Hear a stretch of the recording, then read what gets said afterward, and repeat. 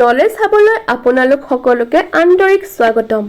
উচ্চ শিক্ষাৰ ক্ষেত্ৰত সফলতা লাভ কৰিবলৈ সঠিক দিশ নিৰ্দেশনা আৰু নিয়মীয়া অধ্যয়ন অতি প্ৰয়োজনীয়। সেই উদ্দেশ্যৰে আমি আৰম্ভ কৰিছোঁ নলেজ হাব। এই চেনেলত UGC নেট আছামিছৰ সম্পূৰ্ণ সিলেবাছ, পেপাৰ 1 আৰু paper 2 concept based classes, previous year question, MCQ, short notes আৰু প্ৰিপাৰেশ্যন ষ্ট্ৰেটেজি আলোচনা কৰা হ'ব। আমাৰ লক্ষ্য হৈছে সহজ, নিৰ্ভৰযোগ্য আৰু পৰীক্ষামুখী শিক্ষণ সামগ্ৰী আপোনালোকৰ ওচৰলৈ আগবঢ়োৱা। যদি আপুনি UGC নেট বা JRFৰ বাবে প্ৰস্তুতি কৰি আছে, তেন্তে এই চেনেলটো আপোনাৰ শিক্ষা যাত্ৰাৰ এক নিৰ্ভৰযোগ্য সংগী হ'ব। এতিয়া আহক আজিৰ বিষয়টো আৰম্ভ কৰোঁ। আজি প্ৰথম ক্লাছত আমি জানিম UGC নেট কি, JRF কি, UGC নেটৰ eligibility, exam pattern, marking pattern সম্পৰ্কে বিস্তৃতভাৱে আলোচনা কৰিম। গতিকে ভিডিঅ'টো শেষলৈকে চাই থাকিব। বলক তেতিয়াহ'লে আৰম্ভ কৰোঁ। এতিয়া আৰম্ভ কৰিব ওলাইছোঁ UGC নেট কি।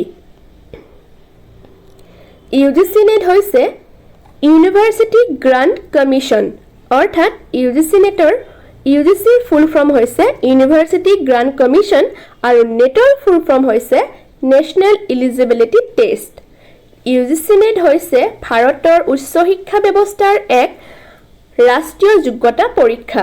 এই পৰীক্ষা নেশ্যনেল টেষ্টিং এজেঞ্চি অৰ্থাৎ NTA কণ্ডাক্ট কৰে বা অনুষ্ঠিত কৰে। এই পৰীক্ষাৰ মূল উদ্দেশ্য হৈছে এছিষ্টেণ্ট প্ৰফেচাৰ পদৰ বাবে যোগ্য প্ৰাৰ্থী নিৰ্বাচন। এতিয়া আমি গম পালোঁ যে UGC নেট কি হয়। তাৰ পাছত আহিছে JRF কি। এতিয়া আমি গম পাম JRF কি হয়। JRF মানে হৈছে জুনিয়ৰ ৰিচাৰ্চ ফেলোশ্বিপ। JRF হৈছে জুনিয়ৰ ৰিচাৰ্চ ফেলোশ্বিপ, অৰ্থাৎ JRFৰ full meaning junior research fellowship. JRF হৈছে এক ৰিচাৰ্চ ফেলোশ্বিপ। UGC নেটত উৎকৃষ্ট ফলাফল কৰা প্ৰাৰ্থীয়ে JRF লাভ কৰে। JRF লাভ কৰিলে PhD কৰাৰ সময়ত ফেলোশ্বিপ লাভ কৰিব পাৰে। মাহিলী স্কলাৰশ্বিপ লাভৰ সুযোগ থাকে। ৰিচাৰ্চ কেৰিয়াৰ আৰম্ভ কৰিবলৈ সহায় কৰে। বিশ্ববিদ্যালয় আৰু গৱেষণা প্ৰতিষ্ঠানত গৱেষণা কৰাৰ সুযোগ পায়। কোনোবাই যদি UGC নেটত JRF পায়, তেওঁলোকে JRFৰ পইচাৰে আপোনাৰ PhD কৰাৰ সুবিধা পায়। তাৰপিছত আমি জানিম UGC নেটত আবেদন কৰিবলৈ বা এপ্লাই কৰিবলৈ প্ৰয়োজনীয় যোগ্যতা, অৰ্থাৎ UGC নেটত আমি যেতিয়া আবেদন কৰিম তাৰ কাৰণে কিছুমান যোগ্যতা দৰকাৰ। তো কি কি যোগ্যতা লাগিব আমি চাওঁ। মাষ্টাৰ ডিগ্ৰী থাকিব লাগিব। যিকোনো ছাবজেক্টত মাষ্টাৰ ডিগ্ৰী থাকিব লাগিব।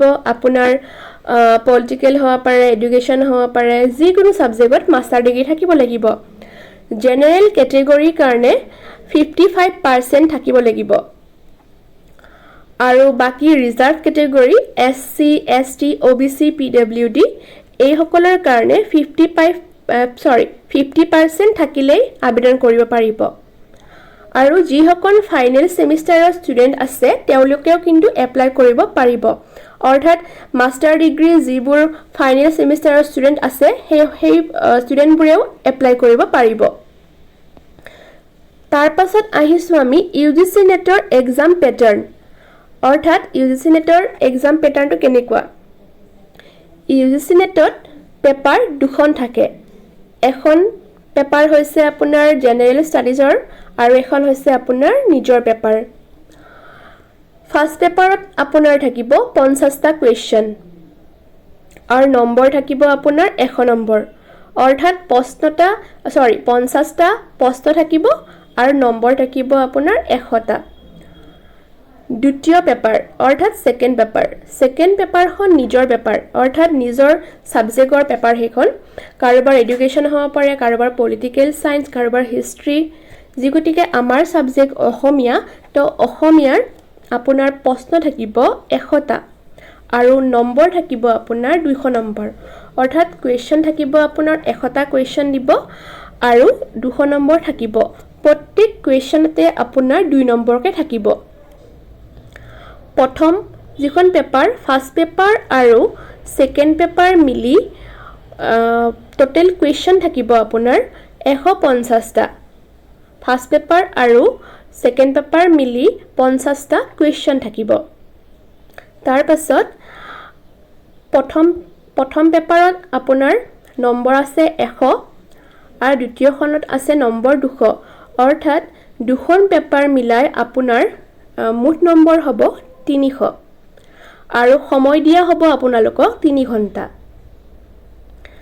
তাৰ পাছত আমি চাম মাৰ্কিং প্যাটাৰ্ন প্ৰতিটো সঠিক উত্তৰৰ কাৰণে আপোনাক 2 নম্বৰকে দিয়া থাকিব নেগেটিভ মাৰ্কিং নাথাকে সকলো কিন্তু এমসিকিউ হ'ব আৰু কম্পিউটাৰ বেসড টেষ্ট অৰ্থাৎ সিবিটি মোডত এই এক্সামটো হ'ব সকলো প্ৰশ্ন আপোনালোকে এটেম্প কৰিব পাৰিব তাত কোনো ভয় খাব নালাগে কাৰণ যি গতিকে নেগেটিভ মাৰ্কিং নাই আপোনালোকে যদি নাজানিও যদি আপোনালোকে কুৱেশ্যনটো যদি টিক মাৰ্ক কৰিছে তেতিয়াও আপোনালোকে ভয় খাব লগা কথা নাই যি গতিকে নেগেটিভ মাৰ্ক নাই